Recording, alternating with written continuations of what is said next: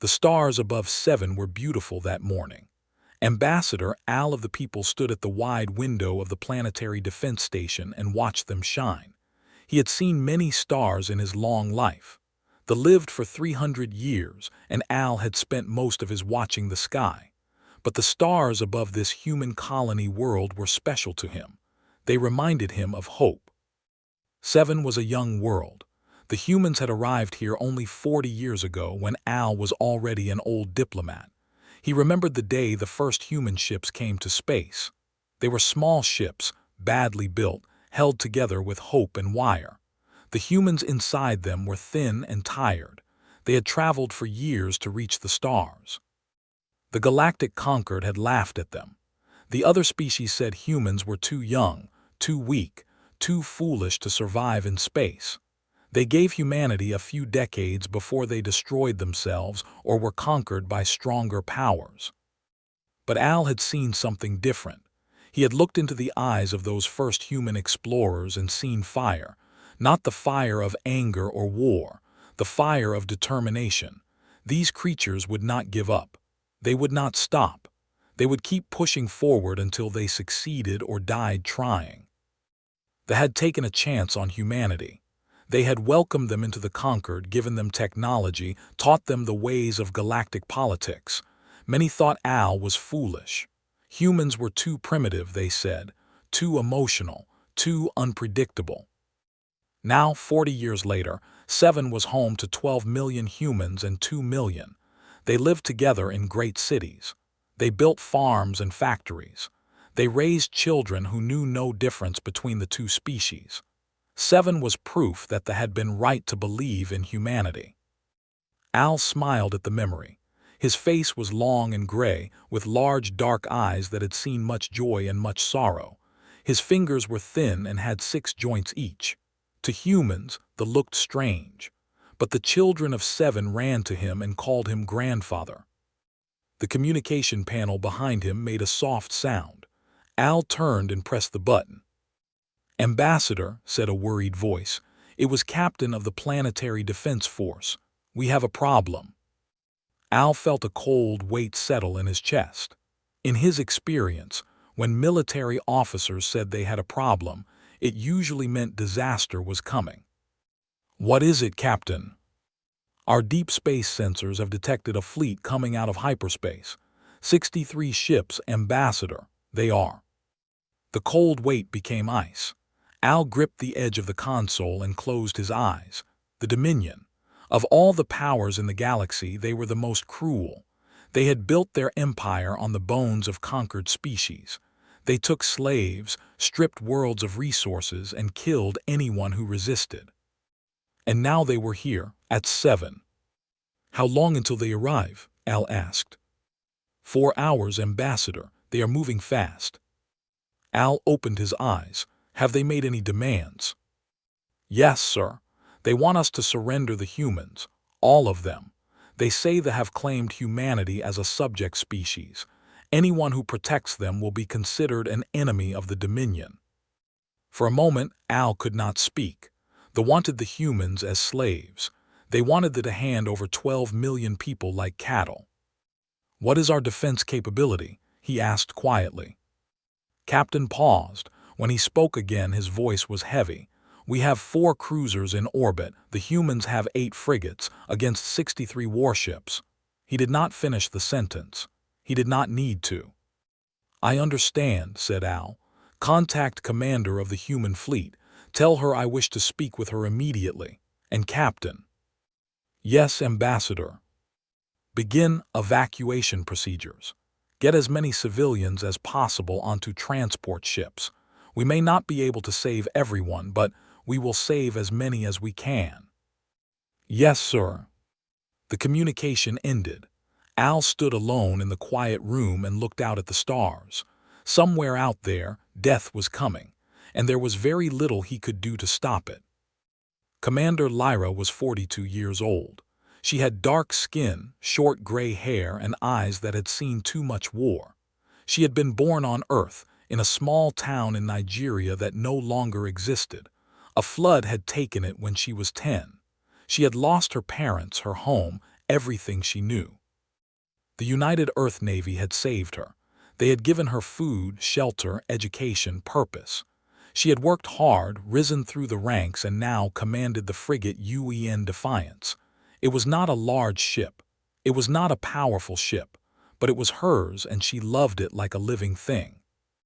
When the message came from Ambassador Al, Lyra was on the bridge of the Defiance, running combat drills with her crew. She read the message twice, then a third time. 63 ships. The number seemed impossible. It was a fleet large enough to conquer a dozen worlds. "Commander," said Lieutenant, her first officer. He was young, barely 30, with a round face and worried eyes. "What does it say?" Lyra looked at her crew. They were good people. Young, most of them. They had joined the Navy to explore the stars, not to die in a hopeless battle. She wanted to lie to them, to tell them everything would be fine. But she had never lied to her crew, and she would not start now. "They are coming," she said. 63 warships. They want us to surrender." The bridge went silent. Lyra could see the fear in their faces. She understood it. She felt it too, deep in her bones. But fear was not the same as surrender. "What are we going to do?" asked Ensign Park, the youngest member of the bridge crew. She was only 23, fresh from the academy. Her hands were shaking. Lyra stood up from her chair. She walked to the center of the bridge and looked at each of her officers in turn. "We are going to fight," she said. "Not because we can win. We probably cannot. But because there are 12 million people on that planet and they are counting on us to protect them." "Commander," said Lieutenant carefully, "the mathematics of this situation are not good. We have 12 ships against 63. Our weapons are weaker. Our shields are thinner. We might last a few hours at best." "A few hours," said Lyra. "Do you know what a few hours means, Lieutenant? It means time. Time for the evacuation transports to load. Time for the civilians to reach minimum safe distance. Time for children to say goodbye to their parents." She walked to the main and looked out at the stars. "I joined the Navy because I believe in something," she continued. "I believe that humanity is worth fighting for. I believe that we do not abandon our friends. I believe that some things are more important than survival." She turned back to her crew. "I will not order anyone to stay. If you want to leave, I will not stop you. There is no shame in wanting to live, but I am staying. I am going to fight. And if I die here, I will die knowing that I did the right thing." For a long moment, no one spoke. Then Lieutenant stood up from his station. He walked to Lyra's side and saluted. "I am staying, Commander." One by one, the other officers stood. Ensign Park, Lieutenant Commander Williams at Weapons, Chief Engineer at Engineering, Navigation Officer, Communications Officer. All of them, every single one. Lyra felt her eyes grow wet, but she did not cry. There was no time for tears. There was only time for action. "Then let us show the what humans are made of," she said. "Battle stations." The fleet dropped out of hyperspace exactly 4 hours later. Ambassador Al watched from the defense station as 63 shapes appeared against the stars. They were angular and dark, covered with weapons. Each ship was 3 times the size of a human frigate. Together, they formed a wall of death. On the lead ship, the massive flagship called the Dominion's Fist, Supreme Commander looked at the tiny fleet protecting 7 and felt insulted. 12 ships. The prey had sent 12 ships against his armada. Was tall even for a nearly 3 meters of muscle and armor plating.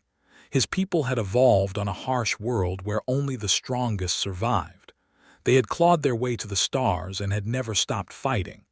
In his 50 years of service, had conquered 18 worlds and killed millions. He had never lost a battle. This would not be his first loss. "Open a channel to the defenders," he ordered. His voice was deep and harsh, like rocks grinding together. The communication officer obeyed. A moment later, the face of a human female appeared on the screen. She had dark skin and calm eyes. She did not look afraid. This annoyed Everyone was supposed to be afraid of him. "I am Supreme Commander of the Dominion," he said. "You have one chance to surrender. Hand over all humans on the planet and in your ships. Do this, and they will be allowed to leave. Refuse, and everyone dies." The human female tilted her head slightly. "I am Commander Lyra of the United Earth Navy. Thank you for your offer, Commander, but I must refuse." Blinked, he was not used to being refused. "You do not seem to understand your situation, human. I have 63 warships. You have 12. This is not a battle. This is an execution." "Perhaps," said the human, "but we will not surrender our people. Not today, not ever." "Your people?" laughed. It was an ugly sound. "The humans are not a people, they are resources. They are useful for labor, for experimentation, for entertainment. The Dominion has claimed them. They belong to us now." Something changed in the human's eyes. The calm was still there, but beneath it was something harder, something like fire. "Humans do not belong to anyone," she said. "We tried slavery once long ago. We learned that it was evil. We fought a great war to end it. Millions of our people died to prove that every person has worth, that freedom is more precious than life." She leaned forward. "You want to make us slaves again? You will have to kill us first, every last one of us, because we would rather die free than live in chains."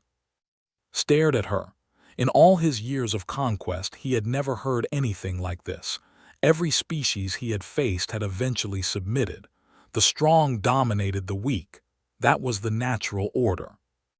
But these humans did not seem to understand the natural order. "So be it," he said. "You will die then, all of you." "Maybe," said Commander, "but not without a fight." The communication ended, sat back in his command chair and frowned. There was something about that human that bothered him. She had not begged. She had not negotiated. She had simply stated her position and accepted the consequences. It was almost admirable. He shook off the thought. Admiration was weakness. The humans would die like all the others. "All ships," he ordered, "attack."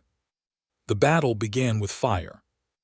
They launched their first wave of fighters. 200 small ships screamed across the void toward the defenders. They were fast and deadly, armed with weapons that could cut through armor like water. Commander watched them come on the defiances. Her heart was beating fast, but her hands were steady. She had been in battles before. She had seen friends die. She knew what was coming. "Hold formation," she ordered. "Let them get close. We cannot waste ammunition." The human frigates and cruisers had formed a defensive line between the fleet and the planet. Behind them, evacuation transports were lifting off from the surface.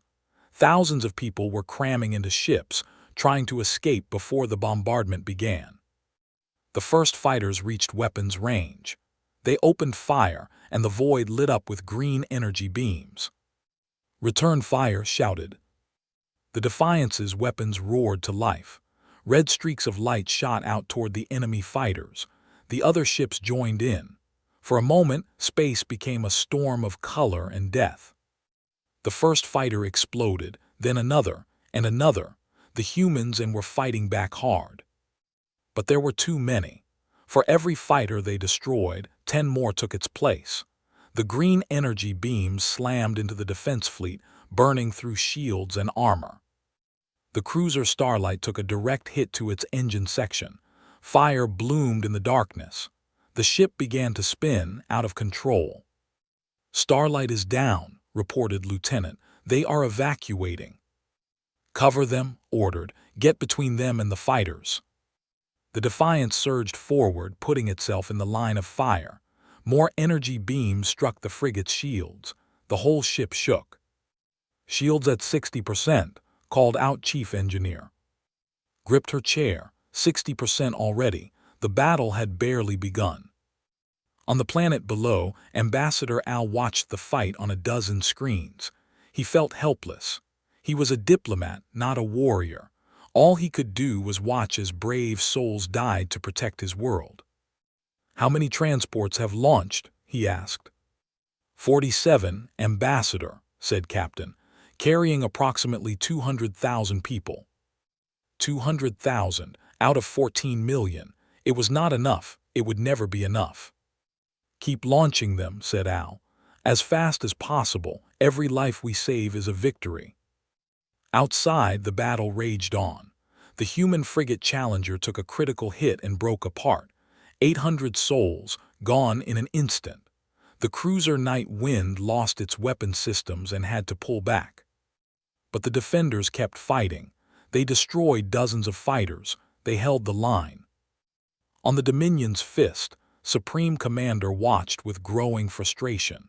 His fighters should have swept aside the defenders in minutes. Instead, the battle had lasted nearly an hour and the humans were still fighting. Send in the second wave, he ordered, and prepare the main fleet to advance. Supreme Commander, said his tactical officer, the enemy defense is weakening. They cannot hold much longer. I know, said, but they are taking too long to die. I want this finished. He leaned forward, watching the human ships on his screen. They were burning, damaged, outnumbered, but they would not retreat. They kept throwing themselves at his fighters, blocking shots meant for the evacuation transports. It made no tactical sense. They were sacrificing themselves for nothing. The transports could not escape. They would catch them eventually. But the humans did not seem to care. They fought as if every second mattered, as if every life they saved was worth any cost. Did not understand. He had conquered species 10 times older than humanity. He had broken empires that spanned hundreds of worlds, but he had never faced anything like this. What were these creatures? On the Defiance, Commander wiped blood from her forehead. A console had exploded near her, sending shrapnel across the bridge. Lieutenant Commander Williams was dead. So was Ensign Park. Their bodies had been covered with sheets, but there was no time to mourn. Status report, she said. Shields at 12%, said Chief Engineer. His voice was hoarse from shouting. Hull breaches on decks 3, 7, and 9. We have lost 40% of our crew. 40%. Closed her eyes for a moment. 400 people, 400 families who would receive terrible news. How many transports have escaped? She asked. Lieutenant checked his console. 112 transports have reached minimum safe distance, approximately 500,000 civilians. 500,000 out of 14 million. It was something. It was not enough, but it was something. The main fleet is advancing, reported. They will reach weapons range in 20 minutes. 20 minutes. That was how long they had left. When the main fleet opened fire, the defenders would be vaporized. Looked at the stars were still beautiful even now. She thought about her childhood, about the flood that had taken everything. She had survived that. She had rebuilt her life. She had found purpose. Now that purpose was ending, but it had been a good purpose. She had protected people. She had made a difference. All ships, she said over the fleet communication channel. This is Commander. In 20 minutes the main fleet will reach us. We cannot survive that engagement, but every second we hold them here is another second for the transports to escape. She paused, gathering her thoughts. I know I am asking you to die. I know that is not fair, but I also know that we are humanity's representatives here. What we do in these final minutes will be remembered. The galaxy is watching. They will see whether humans run or stand. She stood up from her chair. Let us show them who we are. Let us give them something to remember. Let us make our ancestors proud. Across the fleet, officers and crew listened to her words. They were afraid. They were tired. They were wounded. But they did not run. On the cruiser Dawn's Light, Captain and heard the human commander's speech and felt something stir in his chest. He had served in the Navy for 60 years. He had thought he had seen everything, but he had never seen courage like this. All weapons to full power, he ordered. Today we stand with humanity. His crew cheered. It was a thin, desperate cheer, but it was real. The main fleet continued its advance. 63 warships, each one capable of destroying a planet. Against them stood 6 battered frigates and 2 damaged cruisers. It was not a battle, it was a statement. Supreme Commander watched the defenders hold their position and felt something he had not felt in decades. It took him a moment to recognize the emotion. It was doubt. "They should retreat," he muttered. "They should beg for mercy. Why do they not retreat?" His tactical officer had no answer. The gap between the fleets closed. 15 minutes, 10, 5. Commander looked at her crew. Lieutenant, Chief Engineer, Navigation Officer, Communications Officer, the survivors of 100 battles. "It has been an honor," she said. They nodded. There was nothing more to say. The fleet reached weapons range. Supreme Commander opened his mouth to give the order to fire. And then every sensor on every ship went insane. Something was appearing between the two fleets, something massive, something that had not been there a second ago. Something that should have been impossible. Stared at his screens, unable to process what he was seeing.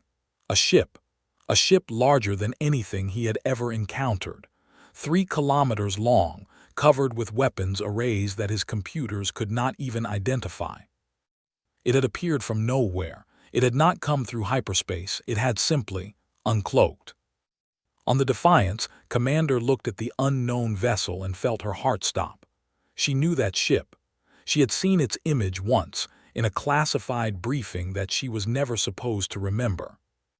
It was supposed to be a myth, a legend, a story told to frightened cadets. But it was real, it was here. "My God," she whispered, it actually came." The unknown ship broadcast a single message across all frequencies, in every language simultaneously. The words were simple, but they carried the weight of mountains. "This world is under our protection." And then the darkness came alive with fire. The unknown ship hung in space like a mountain that had learned to fly. Commander Lyra stared at it through the Defiance and forgot to breathe. Around her, the bridge crew was frozen in shock. Even Lieutenant, who had seen many strange things in his years of service, could not find words. The ship was black, not painted black, but a black that seemed to swallow light. Its hull was covered with strange patterns that looked almost like writing, though no one could read them. Weapons arrays dotted its surface like stars, hundreds of them, each one larger than the Defiance itself. And it had appeared from nothing. No hyperspace signature, no engine trail. It had simply been invisible one moment and visible the next. What is that?" whispered Chief Engineer. His hands were shaking so badly that he had to grip his console to stay steady. Did not answer immediately. Her mind was racing through old memories, classified files, stories she had been told never to repeat. 50 years ago, deep in unexplored space, a human exploration vessel had found something drifting among the stars. A ship, an ancient ship, older than any civilization in the known galaxy. Its builders had vanished 1,000,000 years before humanity even existed. The United Earth government had kept it secret. They had spent decades studying it, trying to understand its technology. There were rumors that they had tried to repair it to make it fly again. But officially, the project did not exist. The ship did not exist. And yet here it was. That, said slowly, is humanity's greatest secret. On the flagship Dominion's Fist, Supreme Commander was experiencing something he had never felt before in his long career. Confusion. Pure, overwhelming confusion. His tactical displays were going crazy. The computers could not classify the unknown ship. They could not analyze its weapons. They could not even determine what kind of energy powered it. Every scan returned impossible results. "What is that thing?" demanded. "Where did it come from?" His officers had no answers. They stared at their screens with wide eyes and trembling hands. "Supreme Commander," said the sensor officer, "the ship's power signature is. I do not know how to describe it. It is like looking at a star, a small star." "That is impossible," said. No ship can contain that much power. I know, sir, but the readings are clear. Studied the unknown vessel on his screen. It was not moving. It was not doing anything. It just sat there between his fleet and the planet like a wall of shadow. The message it had broadcast echoed in his mind.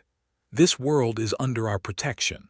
The words had been spoken in the language but also in human and a dozen other tongues, all at the same time, all from the same source. Open a channel, ordered. I want to talk to whoever is commanding that thing. Yes, Supreme Commander. The communication officer worked his controls. Seconds passed. A minute, 2 minutes. Sir, said the officer nervously, they are not responding. They are ignoring our hails. Felt anger rising in his chest. No one ignored the Dominion. No one dared. Then we will get their attention, he said. All ships target the unknown vessel, fire at will. His officers hesitated. They looked at each other with uncertain eyes. Supreme Commander, said the tactical officer carefully, perhaps we should gather more information before. I gave an order, growled, fire. The hesitation ended. Discipline took over. The fleet opened fire. 63 warships unleashed their weapons at the same moment. Green energy beams, plasma torpedoes, kinetic projectiles. A storm of destruction poured toward the unknown ship. The combined firepower was enough to crack a small moon. It should have been enough to destroy anything. The weapon's fire reached the unknown ship and stopped. Commander watched in disbelief. The attack had not struck the black ship. It had not been deflected by shields. It had simply stopped. Frozen in space 100 meters from the hull, energy beams hung motionless like solid things. Torpedoes drifted in place like sleeping fish. That is not possible, said Lieutenant. His voice was barely a whisper. That violates basic physics. But there it was, happening right in front of them. The weapons floated harmlessly, trapped by some force that human science could not explain. Then the unknown ship responded. Had seen many weapons in her career. She had seen laser cannons, plasma arrays, rail guns, missile systems. She had studied the archives of ancient wars and learned about weapons that could destroy cities. She had never seen anything like this. The black ship's weapons did not fire beams or projectiles. They released something else, something that looked like liquid darkness, flowing out from the hull in long streams. The darkness moved with terrible purpose, reaching toward the fleet like fingers of shadow. The first stream touched a destroyer. The ship simply came apart, not exploded, came apart. Its hull separated into pieces, its engine died, its crew compartments split open, spilling bodies into the void. The ship had been killed, taken apart like a child's toy, in less than 2 seconds. More streams of darkness reached out, more ships died. 5, 10, 20. They did not have time to scream, to run, to do anything. The darkness touched them and they ended. On the Dominion's fist, Supreme Commander watched his fleet being slaughtered and felt true fear for the first time in his life. His hands gripped his command chair so tightly that his claws drew blood from his own palms. "Full retreat," he screamed. "All ships full retreat." But it was too late. The darkness was everywhere now, flowing between his ships, choosing targets with terrible precision. Some ships tried to jump to hyperspace. Their engines failed. Some ships tried to fight back. Their weapons had no effect. Some ships simply tried to run. None of them escaped. On the Defiance, the crew watched in stunned silence. The battle, if it could be called a battle, lasted less than 3 minutes. When it was over, 30 warships had been destroyed or disabled. The rest were drifting, their engines dead, their crews trapped inside metal coffins. The unknown ship had not taken a single hit. "My God," said Chief Engineer, "what kind of weapon was that?" Shook her head. She had no answer. Whatever technology powered that ship was beyond anything humanity had ever created. It was beyond anything the galaxy had ever seen. And yet it was here, fighting for them, protecting them. Why? The unknown ship moved. For the first time since its appearance, it began to drift forward toward the crippled fleet. Its movement was slow, almost gentle, like a predator that knew its prey could not escape. Supreme Commander stood on the bridge of his dying flagship and watched death approach. The Dominion's fist had lost main power. Weapons were offline. Engines were dead. Even life support was failing. Cold was creeping into the ship as the heating systems shut down. Around him, his officers were panicking. Some were trying to restore systems. Some were trying to find escape pods. Some were simply standing frozen, unable to process what had happened. Felt strangely calm. In the face of absolute defeat, his fear had transformed into something else. Curiosity. He wanted to understand what had beaten him. "Open a channel," he said. His voice was quiet now, all the anger gone. "One more time, try to contact that ship." The communication officer looked at him with desperate eyes. "Supreme Commander, we need to evacuate." "Open the channel." The officer obeyed. For a long moment there was only silence. Then a voice answered. It was not a voice had ever heard. It sounded human, but also not human. It was too smooth, too perfect, as if it had been created rather than born. "Supreme Commander," said the voice, "your fleet is defeated. Your ships are disabled. You have two choices. Surrender and face judgment for your crimes, or resist and face destruction. Choose." Laughed, it was a bitter sound. "Who are you? What are you?" "We are the protectors of this world. That is all you need to know."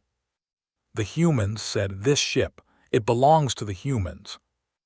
It belongs to those who would use it wisely. Today, that is humanity." Thought about everything he knew about humans. They were young, weak, primitive. They had only been in space for a century. They should have been easy prey. But they had hidden this weapon, this ship, this impossible power. They had kept it secret while the galaxy laughed at them. They had waited. "How long?" asked. "How long have you had this ship?" 50 years, said the voice. "We found her drifting in the void, abandoned by her creators 1,000,000 years ago. We studied her. We repaired her. We learned." "And you kept it secret. Why? With power like this, you could have conquered the galaxy." The voice paused. When it spoke again, there was something almost like sadness in its tone. "Because power is not meant for conquest. It is meant for protection. We did not rebuild this ship to dominate. We rebuilt it to defend, to ensure that no one we care about would ever stand alone against evil." Did not understand. The strong conquered the weak. That was the natural order. That was how the universe worked. Was it not? "You are fools," he said. "Power is meant to be used. If you do not use it, someone else will take it from you." "Perhaps," said the voice, "but we would rather be fools who protect than monsters who destroy. Surrender, Commander. It is over." Looked around his ruined bridge. His officers were watching him, waiting for his decision. In the old days, a commander would have chosen death over surrender. Honor demanded it. But what honor was there in dying for nothing? What honor was there in a war he could not win? "I surrender," he said. The words tasted like ash. "The Dominion's fist surrenders." "Wise," said the voice. "Your crew will be treated humanely. Your wounded will receive medical care. When the time is right, you will be returned to your people." "And then what? The Dominion will send more ships, more fleets. We do not accept defeat." "Then we will defeat you again, as many times as necessary, until you learn that some worlds are not yours to take." The communication ended. Sat down heavily in his command chair and stared at the black ship on his flickering. It was still moving through his fleet, checking each ship, making sure the surrender was real. In all his years of war, had never felt so small. On the planet below, Ambassador Al had watched the battle with growing disbelief. When the unknown ship appeared, he had thought it was a hallucination, a trick of his tired old eyes. When it destroyed the fleet in minutes, He had thought he was dreaming. But it was real. All of it was real. Around him, the staff of the Planetary Defense Station were cheering, crying, embracing each other. The danger was over. The evacuation transports were safe. 7 would survive. But Al could not celebrate. His mind was too full of questions. He opened a communication channel to the Defiance. Commander's face appeared on his screen.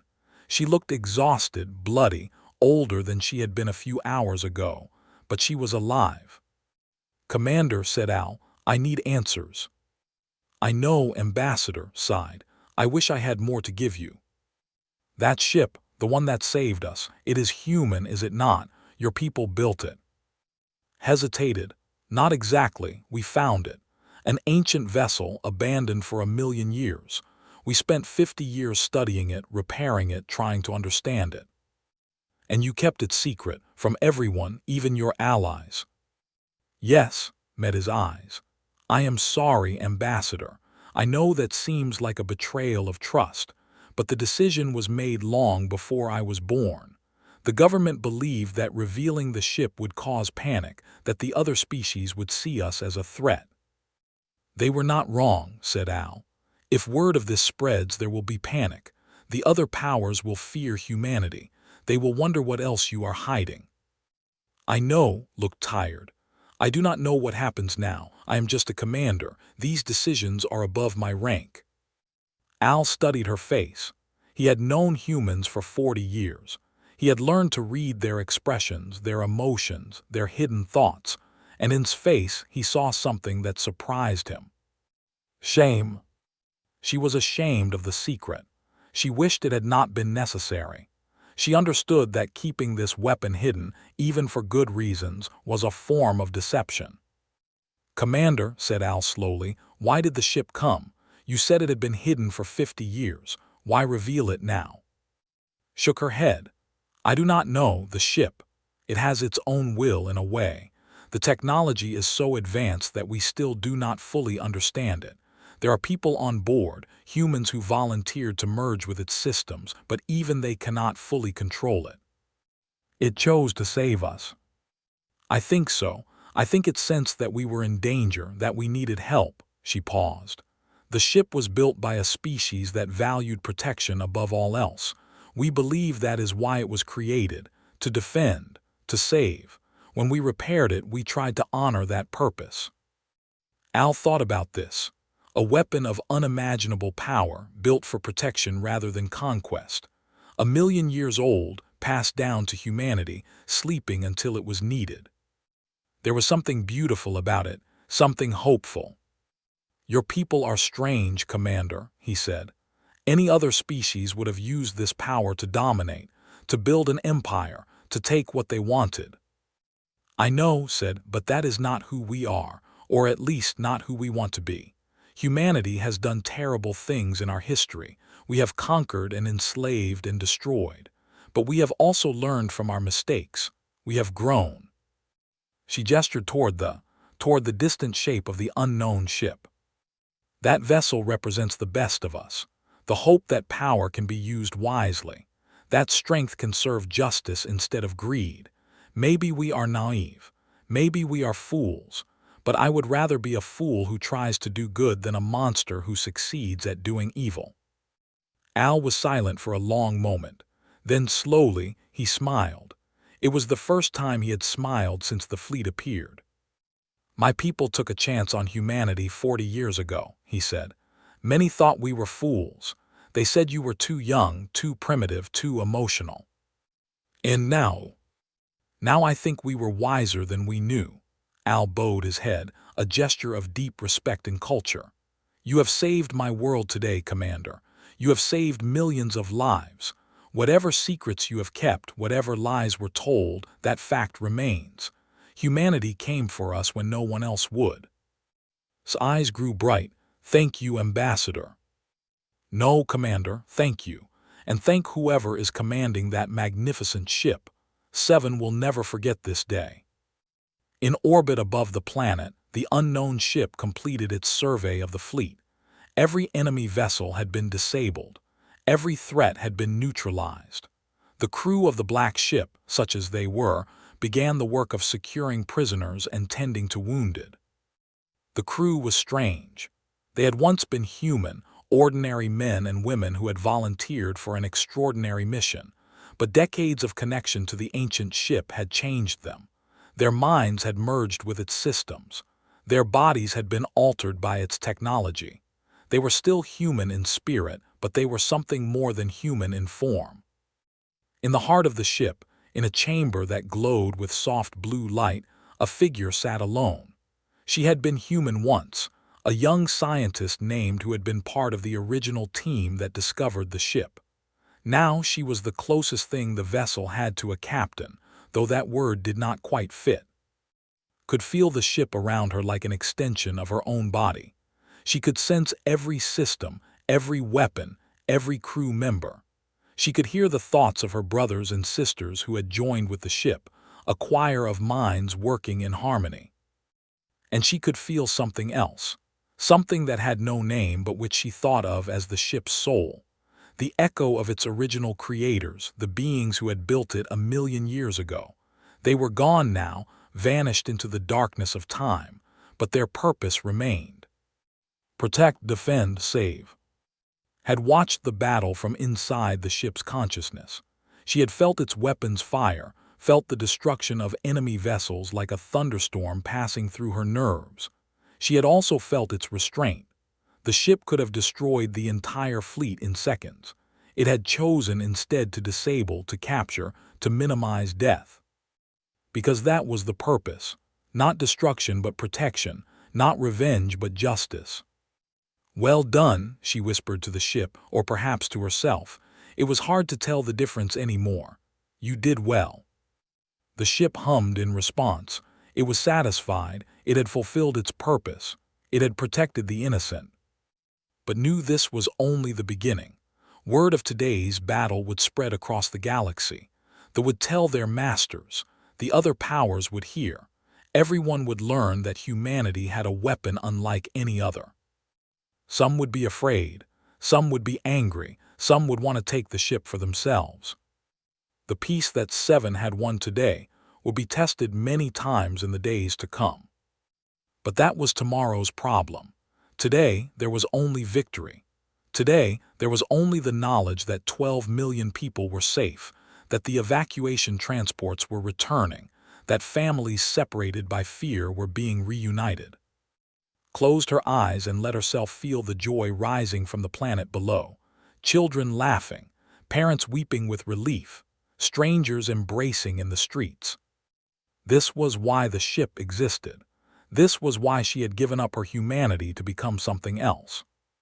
For moments like this, when all the sacrifice meant something, when the darkness was held back, even if only for a day. The unknown ship turned slowly in orbit, positioning itself between the planet and the stars. It would remain here for a while, watching, waiting, ready. And somewhere deep in its ancient heart, in circuits built by beings who had died before humanity's ancestors crawled from the oceans, a simple thought echoed. This is good, this is right, this is what we were made for. The ship was content. On the bridge of the battered Defiance, Commander finally allowed herself to relax. Her shoulders dropped. Her hands stopped shaking. The crisis was over. "Lieutenant," she said, "status report." "The fleet has been neutralized," said. "All enemy ships are disabled or destroyed. The unknown vessel is. It appears to be standing guard, Commander, protecting the planet." "Casualties." Space fell. 42% of the defense fleet is gone, Commander. 3 human frigates destroyed. 1 cruiser destroyed. 2 more ships critically damaged.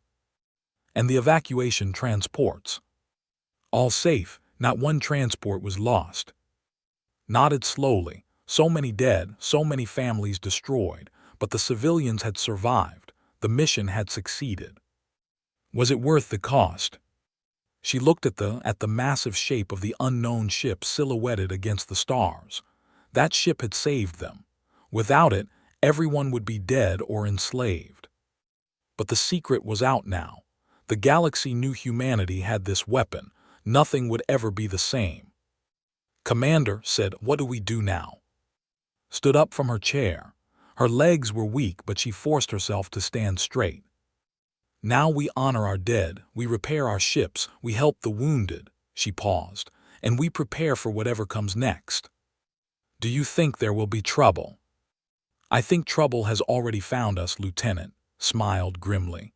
"But we will face it the same way we faced together, with courage, and with the knowledge that we fight for something worth fighting for." Nodded, there was something like hope in his eyes. Outside, the stars still shone. The unknown ship still guarded, and somewhere in the void, the news of what had happened at 7 was already spreading, racing across the galaxy at the speed of light. The universe was about to learn what humanity really was. And nothing would ever be the same. The news spread across the galaxy like fire through dry grass. Within hours of the battle at 7, every major power in known space had received reports. The Dominion, humiliated and enraged, screamed for revenge.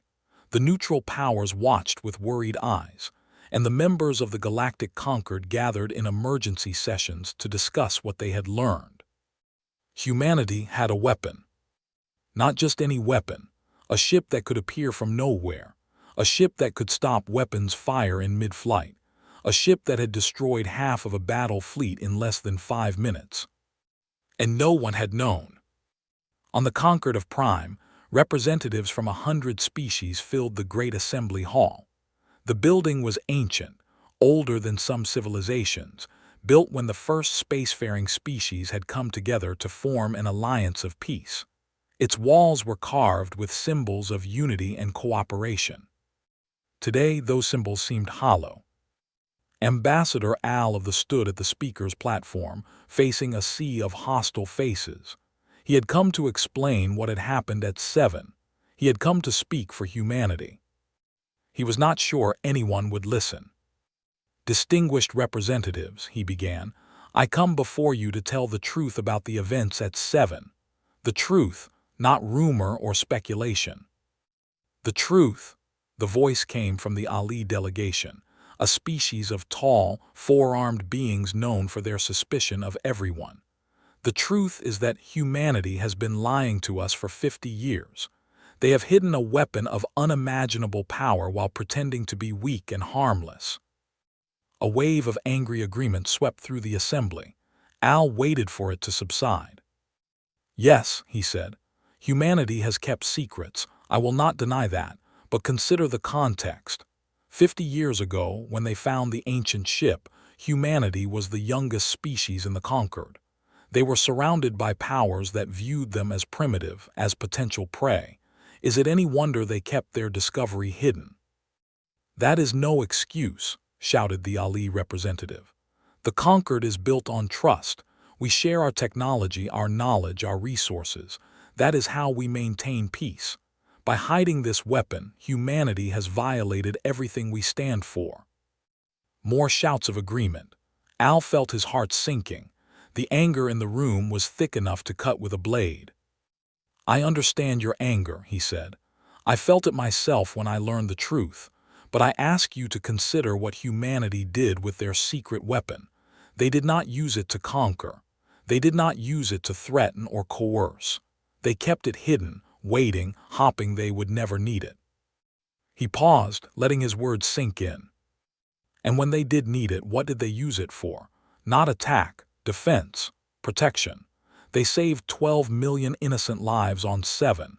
They saved my people and their own from slavery and death. Is that the behavior of a species we should fear?" The chamber fell silent, not convinced but listening. "They came to our world with 63 warships," Al continued. "They demanded that we hand over every human being on the planet. They wanted slaves. They wanted to teach the galaxy a lesson about defying the Dominion." He pointed toward the holographic display showing the aftermath of the battle. Shattered ships drifting in space. The unknown human vessel standing guard. Humanity could have revealed their weapon years ago and demanded whatever they wanted. They could have built an empire to rival the Dominion. They chose not to. They chose to remain humble, to work alongside us as equals, to keep their power hidden until it was truly needed. Words, spat the Ali representative. Pretty words to disguise treachery. How do we know what humanity really intends?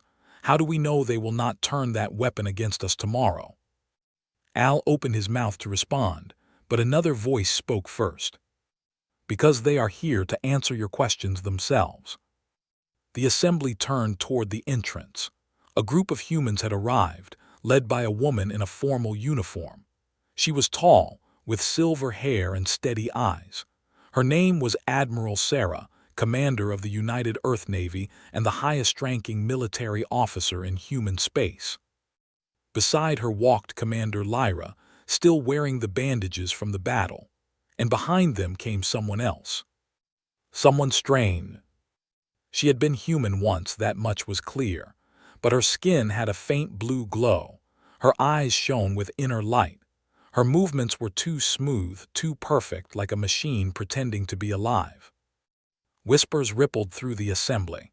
Everyone knew what she must be, one of the crew of the unknown ship, one of the humans who had merged with its ancient technology. Her name was, and she was afraid. Not of the alien representatives, not of their anger or suspicion. She was afraid of herself, of what she had become, of what she might be becoming still. But she had come anyway, because someone needed to speak for the ship, because someone needed to help the galaxy understand. Admiral stepped forward and bowed to the assembly.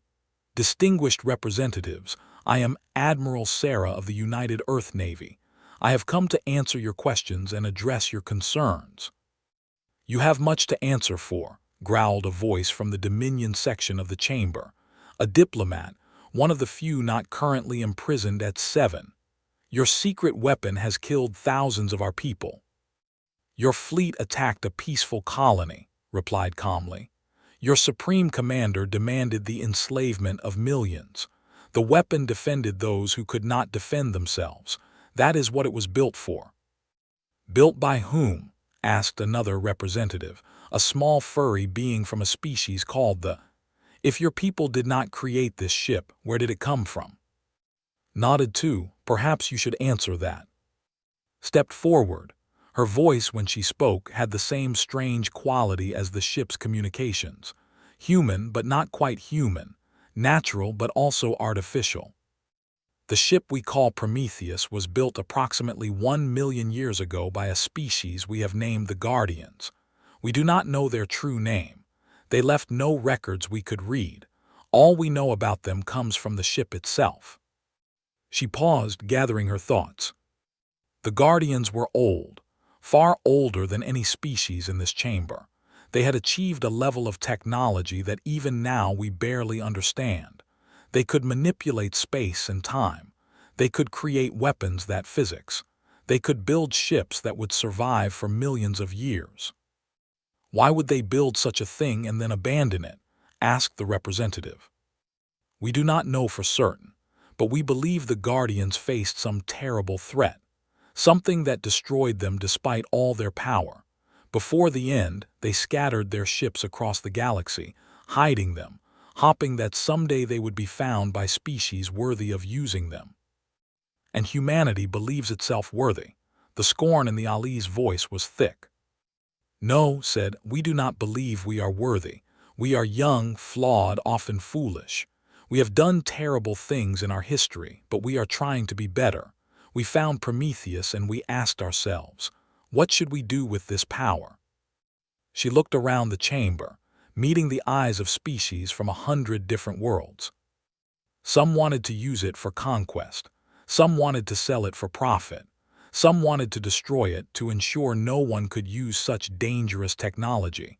But in the end, we chose a different path. We chose to honor the purpose for which Prometheus was built. Which is protection. The Guardians did not build their ships for war or conquest. They built them to defend the innocent, to stand against those who would use strength to crush the weak. When we repaired Prometheus, we made a promise. We would use it only for defense, only when there was no other choice, only when the innocent were in danger. The diplomat laughed. It was an ugly sound. A pretty story, but how can we trust you? Your people have already proven they can lie to the entire galaxy for 50 years. Why should we believe anything you say? Admiral stepped forward. Because of what we did at 7, our secret is out now. The galaxy knows about Prometheus. We could have used this moment to make demands, to threaten, to grab power while everyone was still confused. Instead, we came here to explain, to answer questions, to prove that we mean what we say.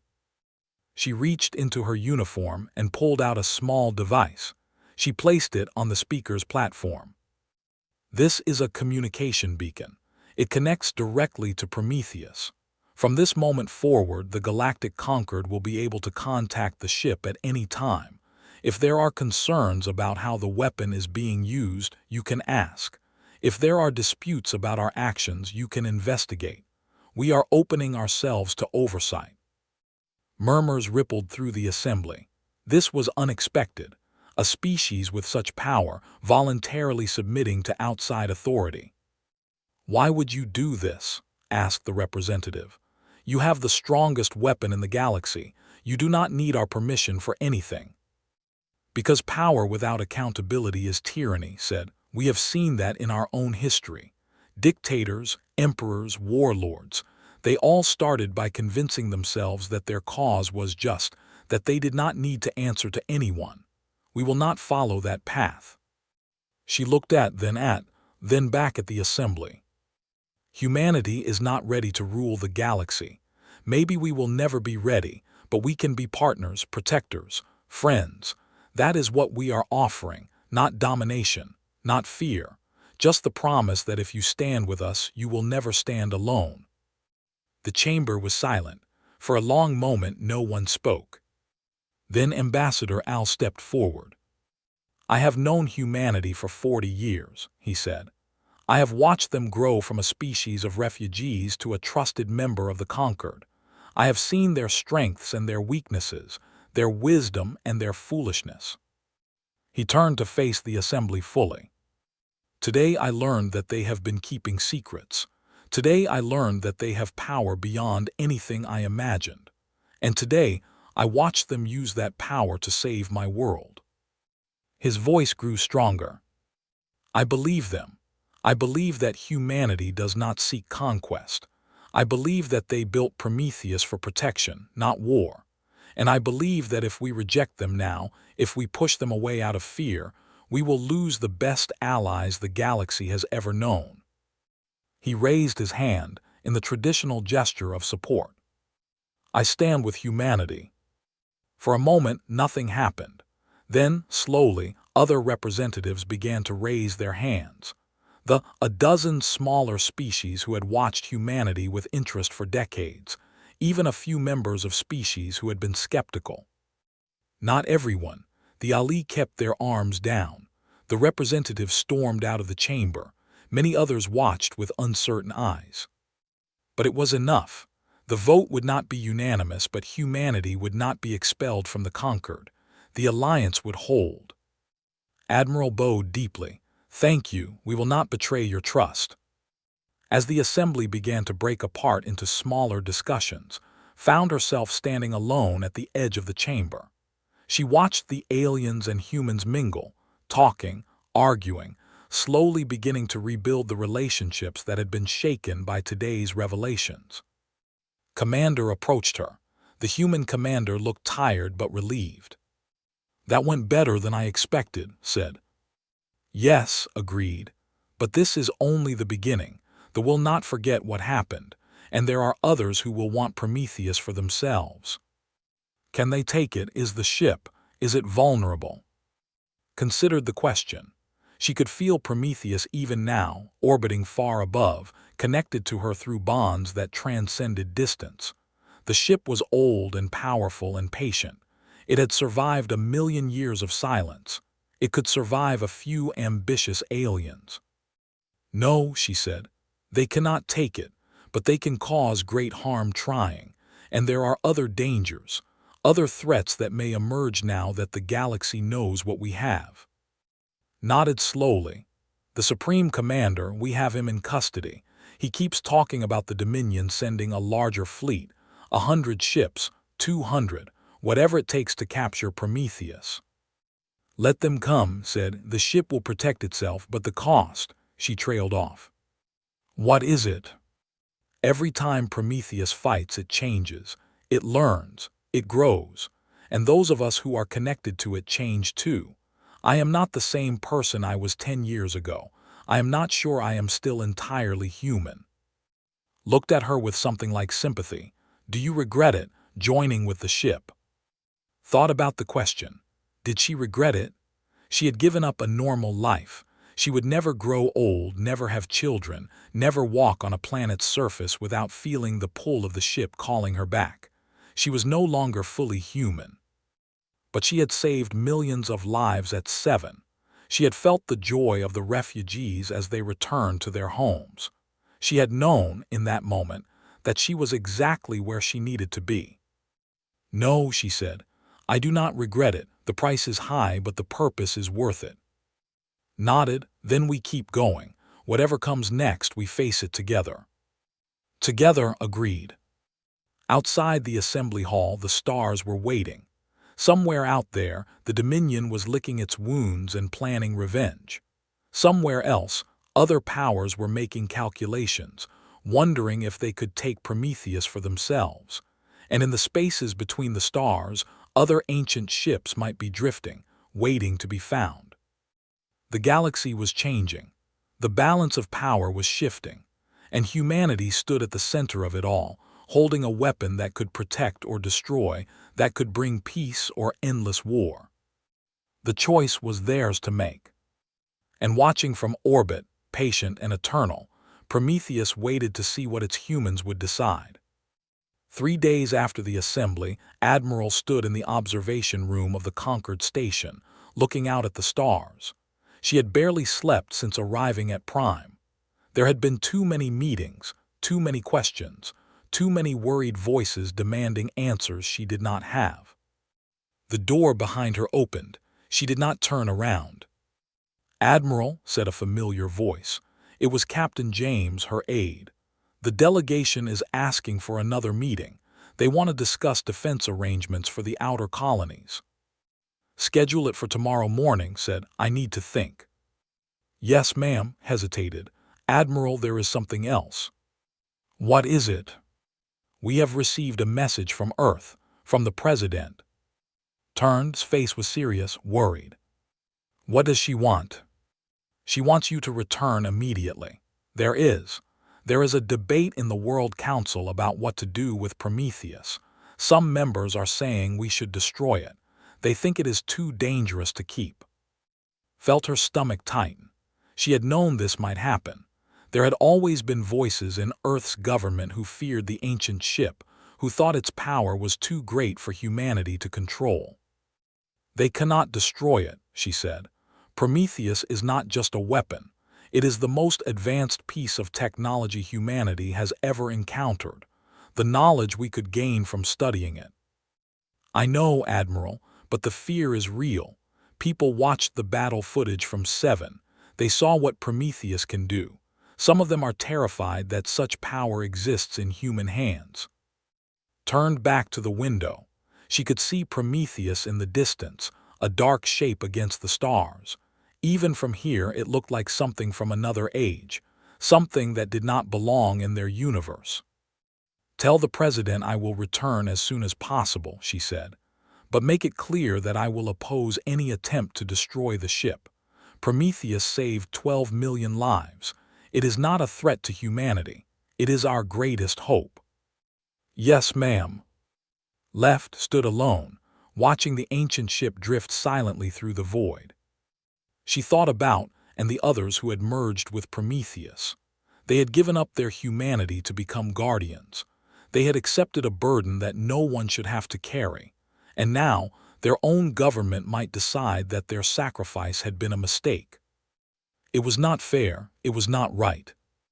But fairness had never been humanity's strong point. They had struggled for centuries to learn simple lessons about justice and equality. They had fought wars over religion, over skin color, over lines drawn on maps. They were still learning. Maybe that was why the Guardians had left Prometheus for humanity to find.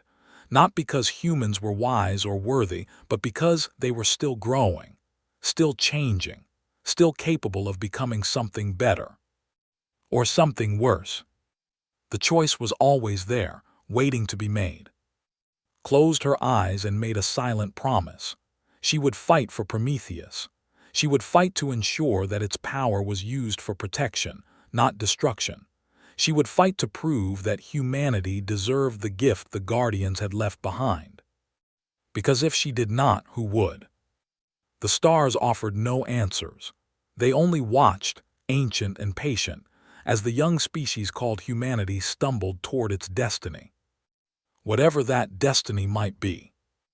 In the distance, Prometheus turned slowly, catching the light of a distant sun. Its hull gleamed briefly, then returned to shadow. Waiting. Always waiting. For the next battle, the next crisis, the next moment when the innocent needed protection. That was what it had been built for. That was what it would always be. And somewhere deep in its ancient circuits, in the echoes of its lost creators, a simple thought repeated endlessly. Protect, defend, save. 1,000,000 years had not changed that purpose. Nothing ever would. The Dominion did not accept defeat easily. In the great war halls of there, the lords of the Dominion gathered to discuss what had happened at 7. The holographic images of destroyed warships played on repeat, a constant reminder of their shame. Overlord X, supreme ruler of the Dominion, watched from his throne of black stone. He was ancient for a nearly 200 years old, his scales faded to gray, his eyes clouded with age. But his mind was still sharp, and his anger was still hot. 63 ships, he said, his voice like grinding metal. 63 of our finest warships destroyed by a single vessel. How is this possible? The gathered lords had no answer. They shuffled nervously, avoiding their overlord's gaze. Supreme Commander is a prisoner of the humans, continued X. Our warriors are being held like common criminals. The galaxy is laughing at us. The Dominion, which has never lost a war, defeated by creatures who were crawling in mud when our ancestors ruled the stars. He stood from his throne. His body was old, but it was still powerful. The genetic enhancements of the kept their leaders strong until the very end. I want that ship. I want its secrets. I want its power. And I want the humans to pay for what they have done. Overlord, said one of the younger lords, gathering his courage, the reports from 7 are concerning. The human weapon is beyond anything in our arsenal, perhaps a diplomatic solution. Diplomatic? X turned on the young lord with fury in his eyes. You would have me negotiate with prey. You would have me admit that the Dominion cannot defeat a species of children. No, Overlord, I only meant. I know what you meant. You meant that you are afraid. X looked around the hall. You are all afraid. I can smell it, the stench of cowardice. The lords said nothing. They knew better than to argue with their overlord when he was in this mood. Fear is wisdom when facing a superior enemy, said a new voice. It came from the shadows at the edge of the hall, where a figure had been watching in silence. X turned toward the speaker. Who dares? The figure stepped forward into the light. It was but different from the others. Smaller, thinner, with patterns on its scales that marked it as something other than a warrior, a scientist. I am Ra, chief researcher of the Applied Weapons Division, said the figure. I have been studying the human weapon since the reports arrived. And what have you learned, scientist? How do we destroy this thing? Ra bowed his head. We cannot destroy it, Overlord, not with our current technology. The weapon is. It is like nothing we have ever encountered. Its power source alone defies our understanding of physics. Then you are useless. No, Overlord, I am careful. There is a difference. Ra raised his head and met the Overlord's gaze. I have learned something important, something that may change everything. Speak. The human weapon is ancient. older than the Dominion, older than any civilization in the known galaxy.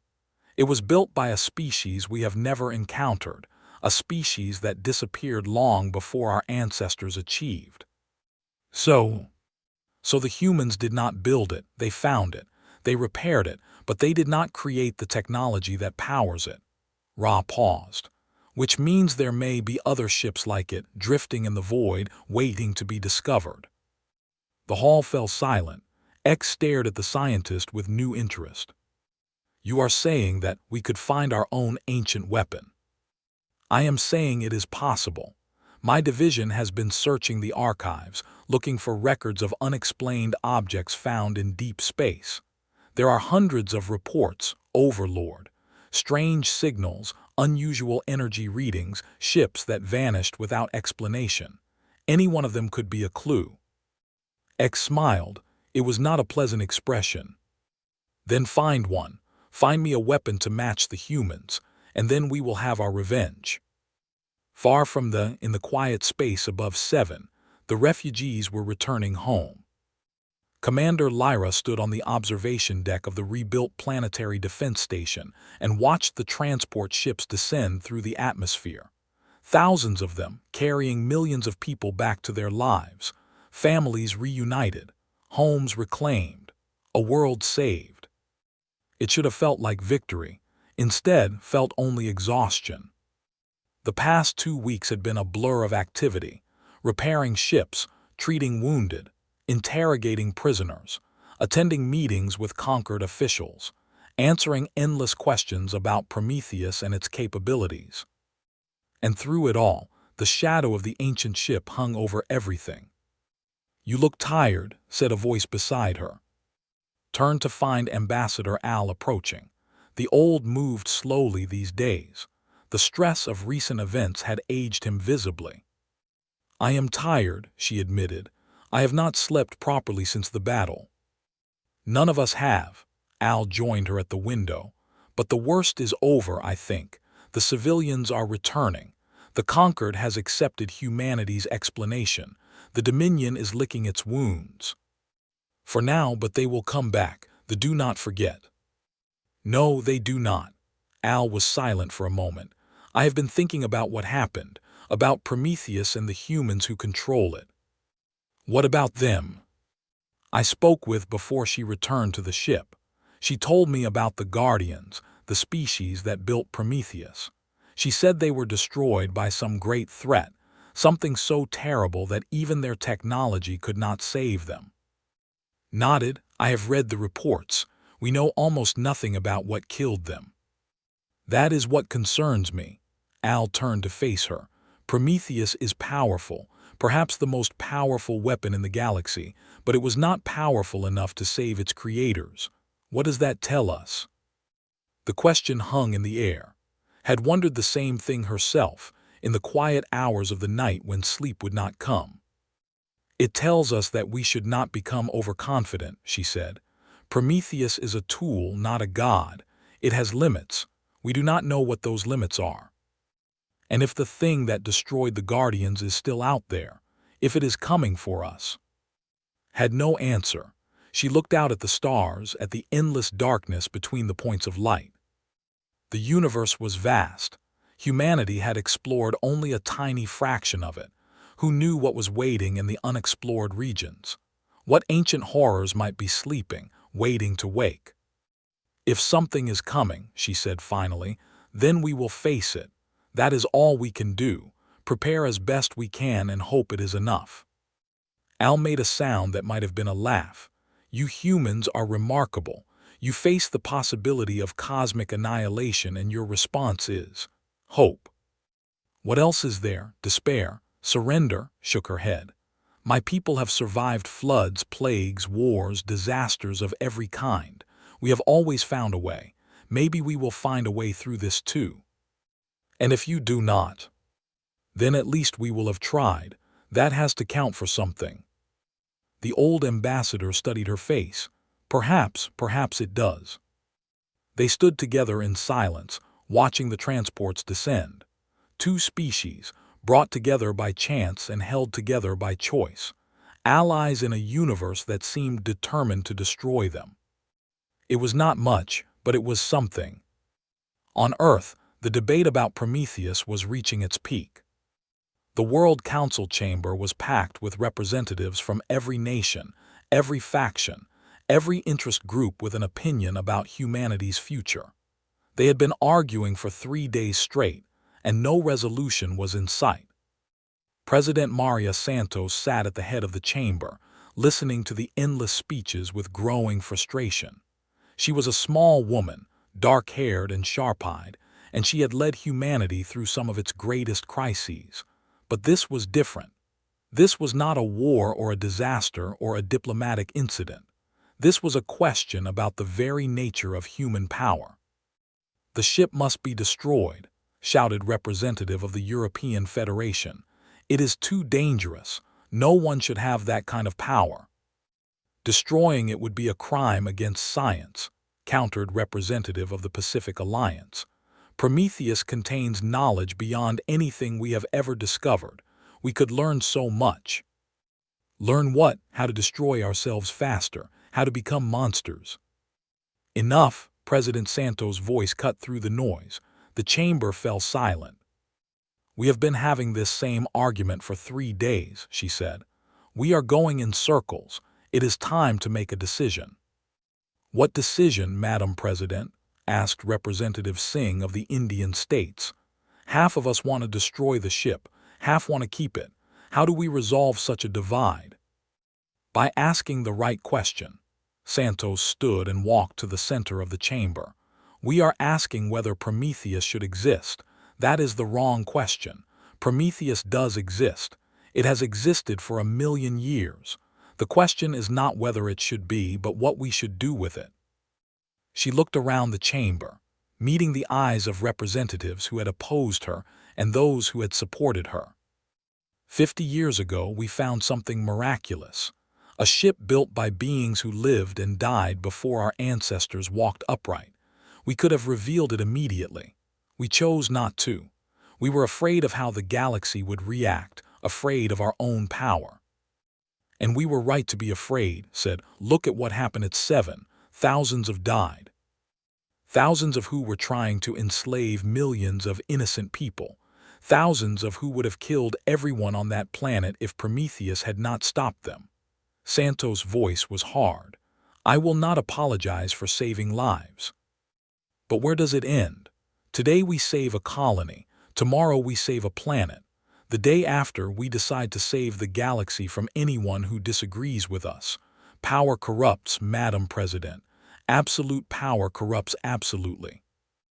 Then we make sure the power is not absolute. We create oversight. We establish rules. We answer to the conquered and to our own people." Santos turned to face directly. "Destroying Prometheus will not make us safer. It will only ensure that the next time the or someone like them attacks, we will have no way to stop them." The chamber was silent. Santos let the silence stretch. "I have made my decision," she said. "Prometheus will remain operational. It will be crewed by volunteers who understand the responsibility they carry. It will answer to civilian oversight and to the galactic conquered. And it will be used only for defense, never for conquest." "And if you are wrong," asked Singh, "if power does corrupt us?" "Then we will deal with that when it happens. But I will not cripple humanity out of fear of what we might become. I will trust us to become something better." She returned to her seat. "This matter is closed. The Council will now vote on the oversight procedures I have proposed." The vote took another hour, but the outcome was never in doubt. Santos had the majority she needed. Prometheus would survive. As the council session ended, Santos allowed herself a moment of relief. The battle had been won, but she knew it was only the first of many. Humanity had a weapon that could change the balance of power in the galaxy. How they used that weapon would determine who they became. She prayed they would choose wisely. 3 months after the battle at 7, received a message that changed everything. She was in the heart of Prometheus, connected to the ship's ancient systems when the signal arrived. It was faint, barely detectable coming from somewhere deep in unexplored space, but it was unmistakable. Another ship was calling. Opened her eyes, disconnecting from the main systems while maintaining her bond with the ship. Around her, the other crew members stirred. They had felt it too. "What was that?" asked, who had joined the crew 20 years ago and had become one of his closest companions. His skin glowed faintly green, a side effect of his longer connection to the ship. "A signal," said, "from another Guardian ship." "Another one? How is that possible?" "I do not know, but Prometheus recognized it immediately. The signal is a distress call. One of our sister ships is in trouble." The implications were staggering. For 50 years, humanity had believed Prometheus was unique, the only surviving vessel of its kind.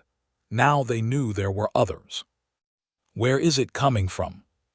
Consulted the ship's sensors. The data was fragmentary, the distance enormous. But slowly a picture began to form.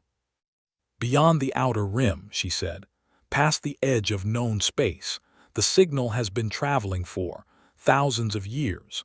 Whoever sent it has been waiting for a very long time." Thousands of years. Then whatever was threatening them might be gone by now. Or it might still be there. We will not know until we investigate. Looked uncomfortable. "Our orders are clear. Prometheus is to remain in conquered space, available for defense. We cannot just fly off into the unknown." "I know, but this is important. If there are other Guardian ships out there, we need to find them. We need to understand what happened to the Guardians, and we need to know if whatever destroyed them is still a threat." She reached out with her mind, connecting to Prometheus' communication systems. "I am sending a message to Admiral. She needs to know about this." The message took hours to compose, had to explain the signal, its origin, its implications. She had to argue for an expedition into unknown space, knowing that Earth's government would be reluctant to risk Prometheus on such a mission. But in the end, she received permission. The World Council debated for a week, then agreed that the potential benefits outweighed the risks.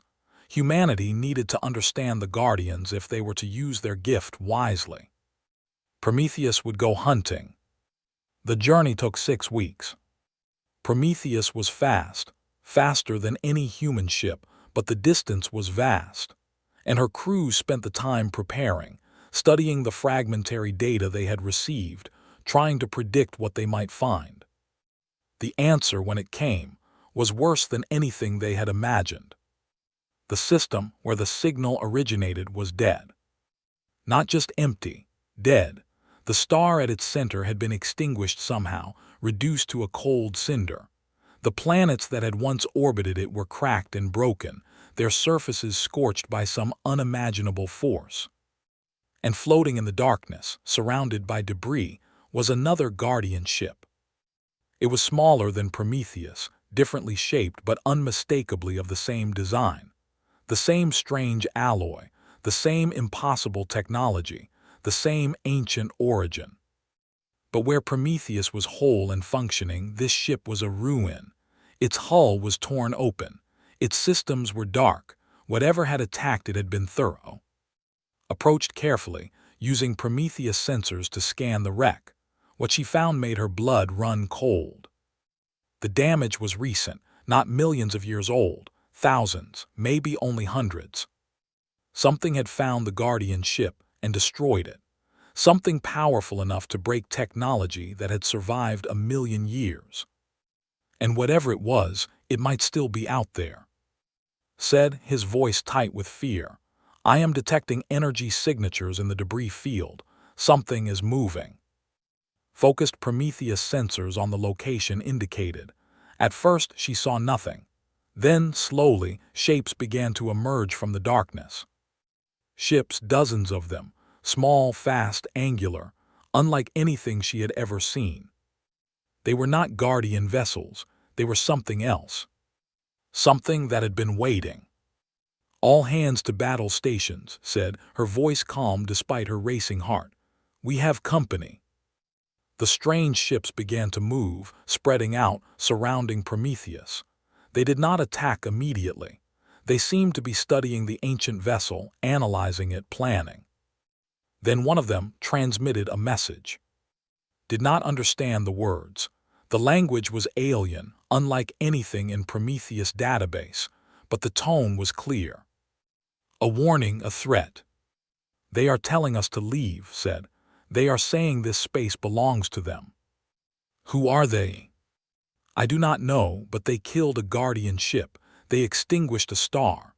Felt Prometheus stirring around her, its weapons coming online, its shields strengthening. Whatever they are dangerous. The strange ships began to close in. Their weapons powered up, strange energies crackling along their hulls. Made a decision. We are leaving, she said. Plot a course back to conquered space, maximum speed. What about the wreck? What about finding out what happened here? We will come back with more ships, with allies, but right now we are alone and outnumbered. We cannot help anyone if we are dead. Prometheus turned, its massive hull rotating gracefully despite its size. The strange ships tried to follow, firing weapons that splashed harmlessly against the ancient shields. And then Prometheus was gone, vanishing into hyperspace, leaving the dead system and its mysterious guardians behind. But knew they would be back. Because somewhere out there, an enemy existed that could destroy guardian ships, an enemy that had killed stars, an enemy that might one day find its way to human space. And humanity needed to be ready. The war for the galaxy had only just begun. The emergency session of the Galactic Concord began in chaos and ended in unity. Its report from the dead system had spread across civilized space like a shockwave. The images of the destroyed guardian ship, the extinguished star, the strange alien vessels, they had shaken every species in the Concord to their core. For millions of years, the galaxy had believed itself safe. Wars happened, empires rose and fell, but the universe itself seemed stable. Now they knew the truth. Something existed beyond the borders of known space, something that could kill stars. Ambassador Al had never seen the great assembly hall so full. Representatives from species that had not attended a Concord meeting in centuries had come. Even the Dominion had sent observers, their usual hostility replaced by something that looked almost like fear. President Maria Santos stood at the speaker's platform, the weight of her position visible in the lines on her face. Beside her stood Admiral, Commander, and herself, still glowing faintly from her connection to Prometheus. Distinguished representatives, Santos began, humanity comes before you today not as rivals or competitors, but as messengers. We bring news that concerns every species in this chamber, news that may change everything we thought we knew about our universe. She gestured to the holographic display, which began showing recordings from the dead system. 6 weeks ago, Prometheus detected a distress signal from beyond the outer rim. Our crew investigated and found what you see now, a guardian ship destroyed, a star extinguished, and these. The display zoomed in on the strange alien vessels, their angular shapes and unknown technology. We do not know what these creatures are. We do not know where they come from. We do not know their intentions. But we do know that they possess technology capable of destroying things we thought were indestructible. The chamber was utterly silent. Every eye was fixed on the display. The Guardians were the most advanced civilization we know of, Santos continued. They built ships that have survived 1,000,000 years. They created weapons that can stop energy beams in mid-flight, and these unknown beings destroyed one of their vessels. She paused, letting the implications sink in. Humanity cannot face this threat alone. Neither can any other species. If these beings ever come to known space, if they ever decide to expand their territory, we will need to stand together. The Ali representative rose. What are you proposing, President Santos? An alliance. A true alliance, not just a trading partnership or a mutual defense pact. I am proposing that the Galactic Concord becomes what it was always meant to be, a united front against threats that no single species can face alone. And Prometheus, asked the observer, his voice dripping with suspicion, would humanity share its secret weapon with the rest of us? Stepped forward. Prometheus is not a weapon to be shared. It is a ship with a crew, a purpose, and a will of its own. But it will fight for any world that needs protection. That was the promise the Guardians built into it. That is the promise we have sworn to keep. Pretty words, said but the Dominion remembers 7. We remember our ships burning. How can we trust that humanity will not turn this weapon against us? It was Admiral who answered. Because at 7 we could have destroyed your entire fleet. Supreme Commander could be dead right now. Instead, he is alive. Your ships were disabled, not obliterated. Your crews were captured, not killed. We showed mercy when we did not have to. She stepped closer to the observer. Humanity does not want to be your enemy. We never did. But we will defend the innocent against anyone who threatens them. That is not a threat. It is a promise. The observer was silent for a long moment. Then slowly he nodded. The Dominion will consider your proposal. We make no promises, but we will consider it. It was not acceptance, but it was not rejection either. For that was remarkable progress. Ambassador Al rose to speak.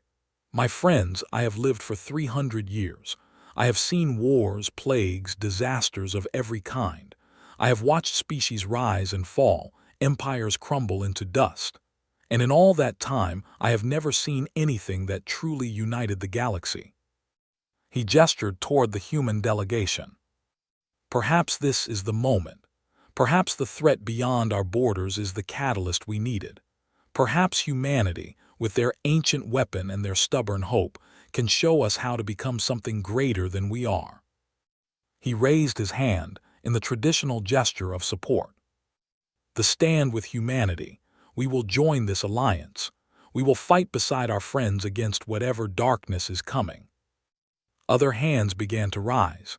A dozen smaller species, even some who had been skeptical before. Not everyone, not yet, but it was a beginning. President Santos felt tears prick her eyes. She blinked them away and straightened her shoulders. Thank you, all of you. We have a long road ahead. There will be disagreements, setbacks, moments when we question whether unity is possible, but I believe we can do this. I believe that when the darkness comes, we will face it together. She turned to, and Prometheus will be there, watching, waiting, ready. Nodded. Through her connection to the ship, she could feel Prometheus responding to the emotions in the chamber.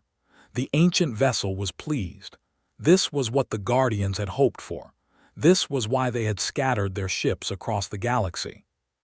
Not to give power to one species, to bring all species together. 6 months later, the first ships of the new Galactic Defense Fleet gathered above Prime. They were a strange collection. Human frigates flew beside cruisers. Scouts darted between Ali battleships. Even a few vessels had joined, their crews uncomfortable but committed. Commander Lyra stood on the bridge of the newly rebuilt Defiance and watched the fleet assemble. It was beautiful in its way. 100 ships from 20 species, united by a common purpose. Fleet assembly complete, Commander, reported Lieutenant. He had been promoted after 7, but he had asked to stay on the Defiance. Some bonds could not be broken. Thank you, Lieutenant. Turned to open a channel to all ships. Channel open. Took a deep breath. This was the first joint exercise of the new defense fleet. The first time so many species had trained together. Everything depended on making a good impression. Attention all vessels. This is Commander of the United Earth Navy, serving as coordinator for this exercise. Welcome to Prime. She paused, looking at the ships on her screen. So many different designs, so many different cultures, so many reasons to distrust each other. I know that many of you have doubts about this alliance. Some of your peoples have been enemies for centuries. Some have never worked together before. I understand. Trust is earned, not given." She smiled slightly. "But we are here because we all understand one thing. The universe is bigger than we knew. There are threats out there that no single species can face alone. If we do not learn to work together, we will die separately." She gestured to the display, showing the formation plan for the exercise. "Today, we practice. We learn each other's tactics, strengths, weaknesses. We make mistakes in a safe environment so we do not make them when lives are on the line, and we begin the process of becoming something new." She straightened in her chair. "Not just an alliance, a family that fights for each other, protects each other, stands together against the darkness." Her voice grew stronger. "I have seen what happens when we stand together. At 7, I watched humans and die side by side, protecting civilians they had never met. I watched an ancient ship come out of hiding to save strangers because someone, 1,000,000 years ago, built it to care about life." She pointed at the. "That is who we are. That is who we can be. Not conquerors or rivals, but guardians, protectors of the innocent, defenders of the weak.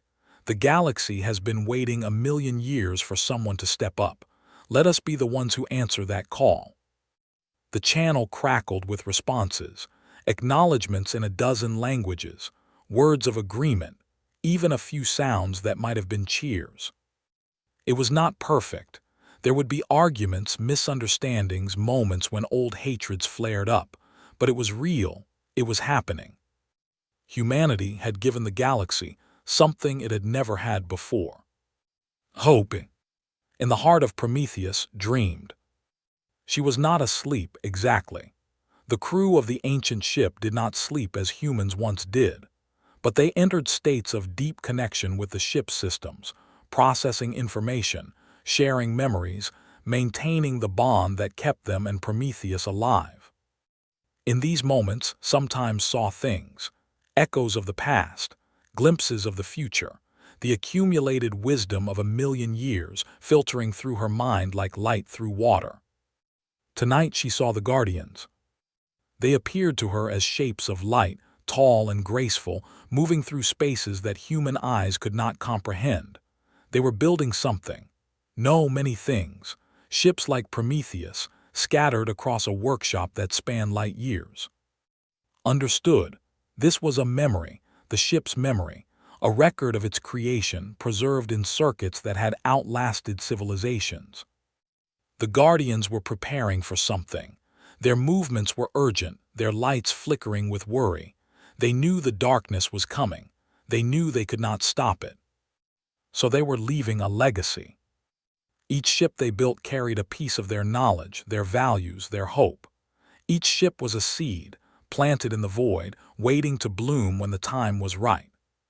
"You chose us," whispered to the lights. "You chose humanity."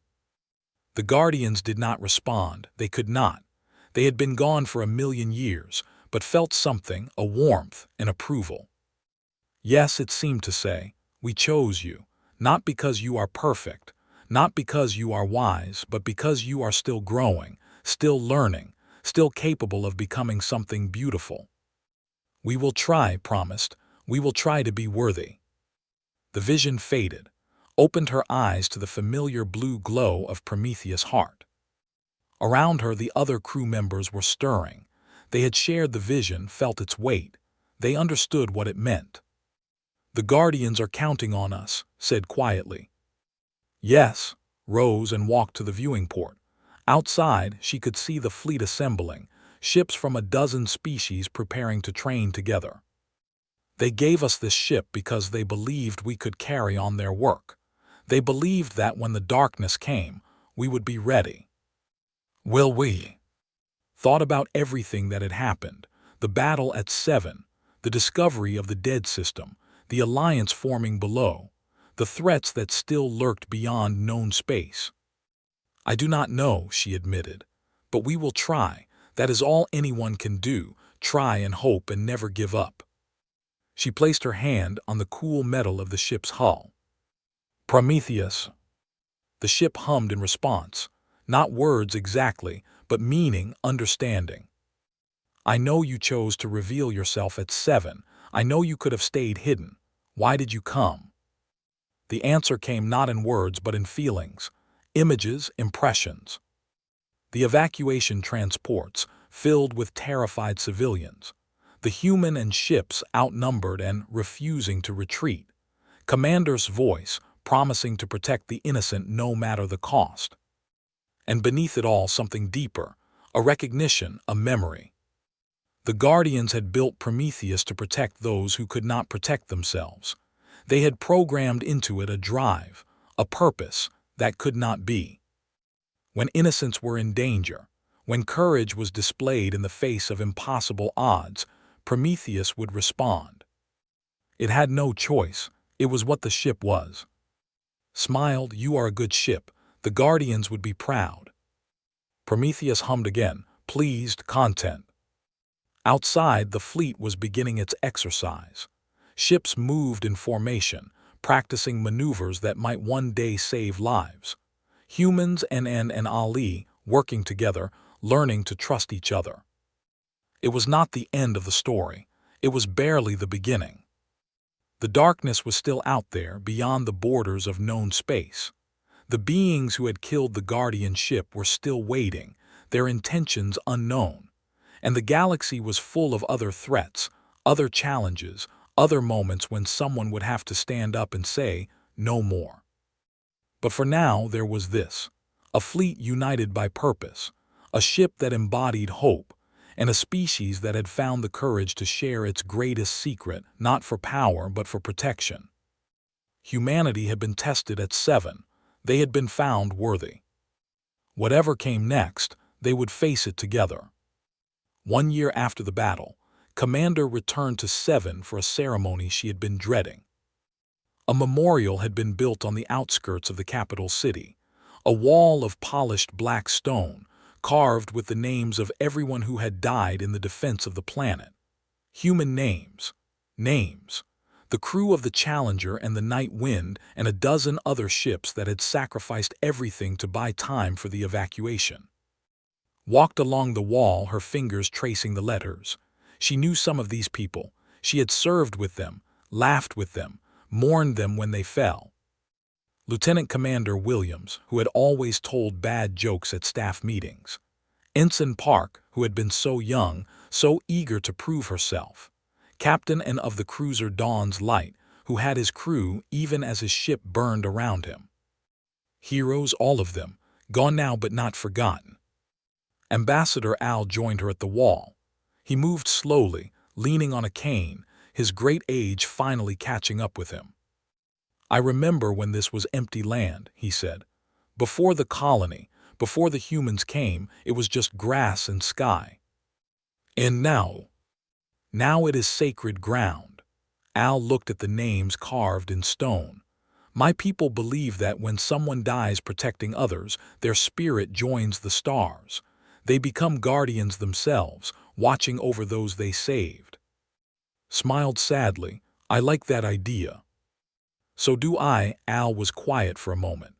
You know, when I first met humans, I thought you were interesting but ultimately insignificant. A young species, new to the stars, unlikely to survive long in a hostile galaxy.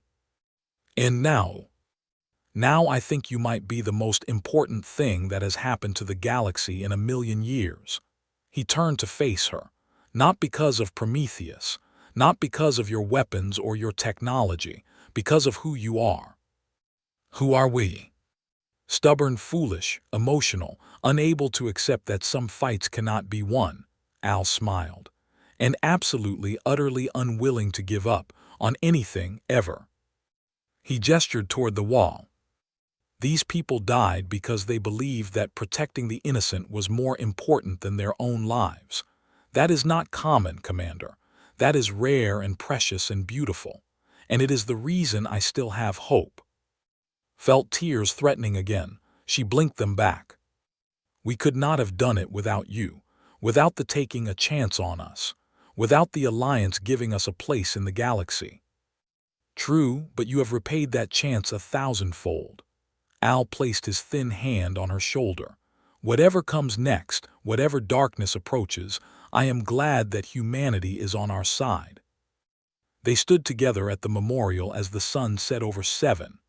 The sky turned orange and pink and purple, colors mixing like paint on a canvas. In orbit above them, Prometheus kept watch. The ancient ship had remained at Seven since the battle, a symbol of protection, a promise that this world would never stand alone again. And beyond the planet, beyond the system, beyond the borders of known space, the universe waited, full of wonder and terror, beauty and darkness. Humanity had taken its first steps into that universe. They had made allies. They had faced enemies. They had discovered that they were part of something much larger than themselves. The Guardians had chosen them. The galaxy was beginning to trust them, and the future, for all its uncertainty, held possibilities that no one had dared to imagine. Commander looked up at the stars and made a silent promise to the names on the wall. We will honor your sacrifice. We will protect the innocent. We will stand against the darkness, no matter how deep it grows. And we will never, ever give up. The stars seemed to shine a little brighter in response. Far above, Prometheus hummed contentedly. Its humans were learning. The Guardian's legacy was in good hands. And the galaxy, for the first time in 1,000,000 years, had reason to hope. The story was not over. It would never be over as long as there were people willing to fight for what was right. But for now there was peace. There was unity. There was a species called humanity, stubborn and flawed and magnificent, reaching for the stars and refusing to be afraid. That was enough. That was everything. Somewhere in the depths of space, the beings who had destroyed the Guardian ship watched and waited. They had seen Prometheus flee. They had noted its power. They would come eventually when they were ready. But when they came, they would find something unexpected. Not a galaxy divided and weak. A galaxy united and strong. And at the center of that unity, a species that had learned the most important lesson the Guardians had to teach. Power means nothing without the courage to use it wisely. Strength means nothing without the will to protect the weak. And hope, stubborn and irrational and beautiful, is the only thing that has ever truly changed the universe. The humans understood that now. And they would never forget.